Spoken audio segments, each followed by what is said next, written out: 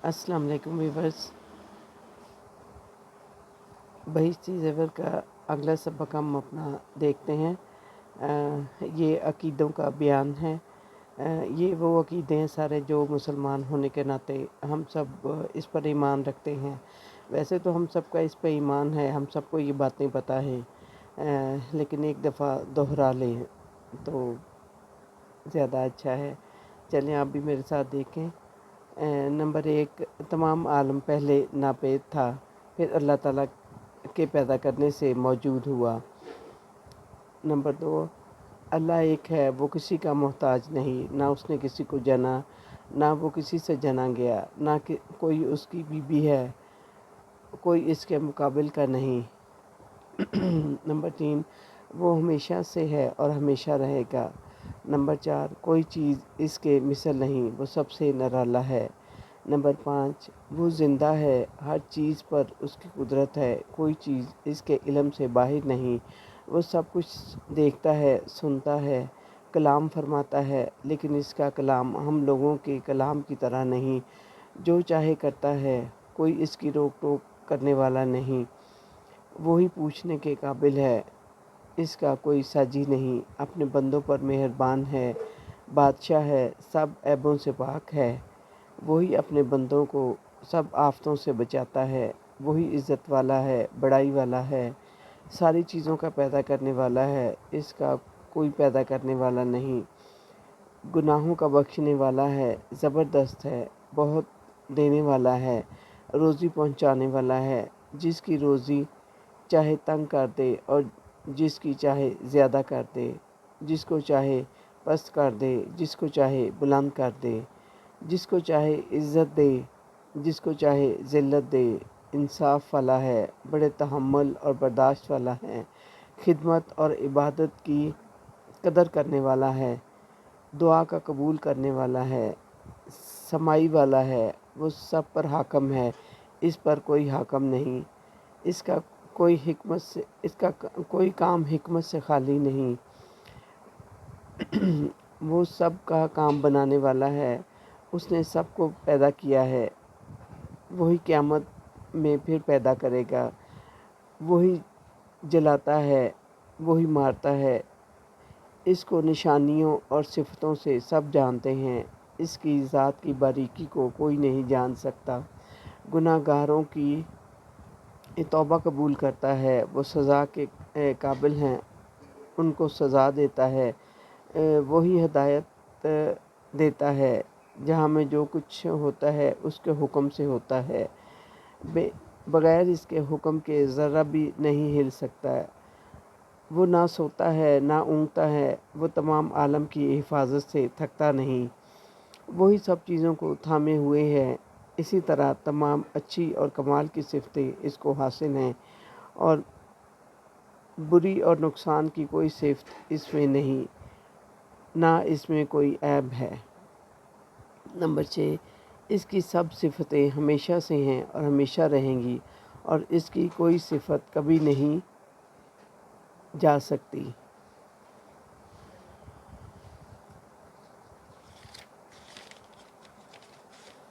और हाँ, मखलूक की सिफ़तों से वो पाक है और कुरान और हदीस में बाज़ ऐसी जगह जो ऐसी बातों की खबर दी गई है तो उनके मानी अल्लाह के हवाला करें और वही इसकी हकीकत जानता है, और हम बग़ैर किसी कुरेद के इस पर ईमान लाते हैं और यकीन करते हैं कि जो कुछ इसका मतलब है वो ठीक है और हक़ है और यही बात बेहतर है। यहाँ पे मुराद जो कुरान मजीद में हरूफ मुक़त्तआत हैं, जैसे अलिफ लाम मीम, इस तरह के जो अल्फाज हैं उनके मुराद है ये यहाँ कि उन पे हम ऐसे ही उनके जो मानी हैं वो सिर्फ़ अल्लाह मियाँ ही जानता है। हम उन पे ऐसे ही ईमान लाते हैं कि जो भी उसके मानी हैं हम उस पे ईमान लाए हैं। यकीनन वो अल्लाह ताला ही बेहतर जानता है और बेहतर हैं उसके जो भी मानी हैं, या इसके कुछ मुनासिब मानी निकालें जिससे वो समझ में आ जाएं। अक़ीदा नंबर 8, आलम में जो कुछ भला बुरा होता है सब को अल्लाह ताला और इसके होने से पहले हमेशा से जानता है और अपने जानने के माफ़िक इसको पैदा करता है تقدیر اسی کا نام ہے، اور بری چیزوں کے پیدا کرنے میں بہت بھیدوں جن کو ہر ایک نہیں جانتا۔ اس کا مطلب ہے کہ تقدیر پہ ہم جیسے تقدیر پہ ایمان لاتے ہیں، جو ایمان مفصل اور ایمان مجمل ہم لوگ بچپن میں ہمیں سکھایا گیا تھا کہ ہم اپنی اچھی اور بری تقدیر پہ ایمان لاتے ہیں، اور اللہ تعالیٰ نے جیسی بھی وہ لکھ دیا پھر اللہ تعالیٰ اس کے مطابق ہی ہمارے زندگی ہمارے حالات جو ہیں وہ بناتا ہے۔ اچھا، نمبر 9، بندوں کو اللہ تعالیٰ نے سمجھ اور ارادہ دیا ہے جس سے وہ گناہ اور ثواب کے کام اپنے اختیار سے کرتے ہیں، مگر بندوں کو کسی کام کے پیدا کرنے کی قدرت نہیں ہے۔ گناہ کے کام سے اللہ میاں ناراض اور ثواب کے کام سے خوش ہوتے ہیں۔ اللہ تعالیٰ نے بندوں کو ایسے کام کا حکم نہیں دیا جو بندوں سے نہ ہو سکے۔ کوئی چیز اللہ کی ذمہ ضروری نہیں، وہ جو کچھ مہربانی کرے اس کا فضل ہے۔ بہت سے پیغمبر اللہ تعالیٰ کے بھیجے ہوئے بندوں کو سیدھی راہ بتانے آئے، وہ سب گناہوں سے پاک ہیں۔ گنتی ان کی پوری طرح اللہ ہی کو معلوم ہے۔ ان کی سچائی بتانے کو اللہ تعالیٰ نے ان کے ہاتھوں ایسی نئی اور مشکل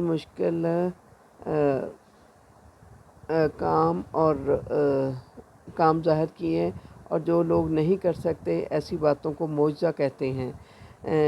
وہ ان سب سے پہلے آدم علیہ السلام تھے، اور سب کے بعد حضرت محمد صلی اللہ علیہ وسلم، اور باقی درمیان میں ہیں۔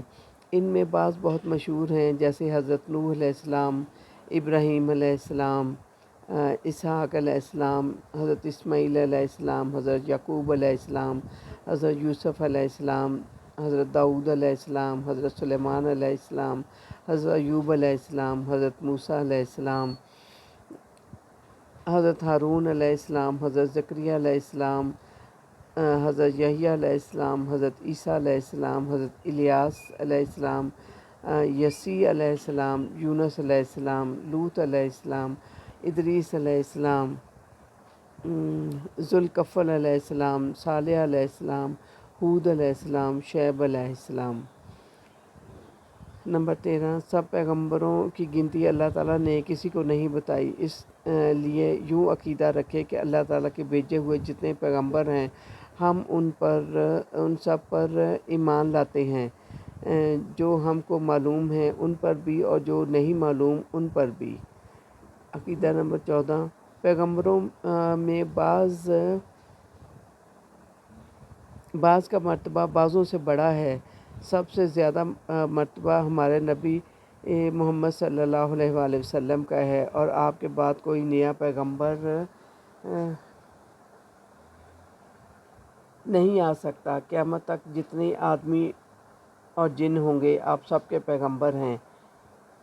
نمبر 15، ہمارے پیغمبر صلی اللہ علیہ وآلہ وسلم کو اللہ تعالیٰ نے جاگتے میں جسم کے ساتھ مکہ سے بیت المقدس، اور وہاں سے ساتوں آسمان پر، اور وہاں سے جہاں تک اللہ تعالیٰ کو منظور ہوا پہنچایا، اور پھر مکہ میں پہنچا دیا۔ اس کو معراج کہتے ہیں۔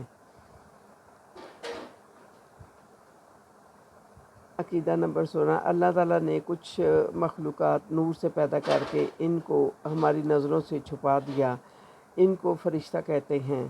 بہت سے کام ان کے حوالے ہیں، وہ کبھی اللہ کے حکم کے خلاف کوئی کام نہیں کرتے۔ جس کام پہ لگا دیا ہے اس پہ لگے ہیں۔ ان میں 4 فرشتے بہت مشہور ہیں، حضرت جبرائیل علیہ السلام، حضرت میکائیل علیہ السلام، حضرت اسرافیل علیہ السلام، اور حضرت عزرائیل علیہ السلام۔ اللہ تعالیٰ نے کچھ مخلوق آگ سے بنائی ہے، اور جو بھی ہم کو دکھائی نہیں دیتی ان کو جن کہتے ہیں۔